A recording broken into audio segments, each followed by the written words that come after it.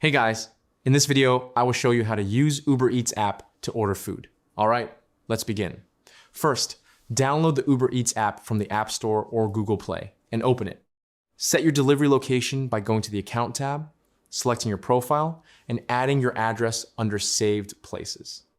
You can enter your city, street, and additional details like floor or room. Next, browse food categories or search for a restaurant. For example, open Popeyes to view its full menu. Select an item like a burger combo deal.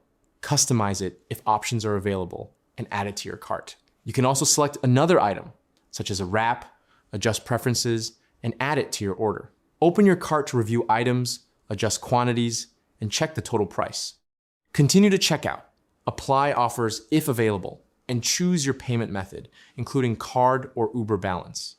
Confirm your order, and the delivery will be sent to your address with tracking available. So that's basically how you can use Uber Eats app to order food. That's it for this video. Thanks.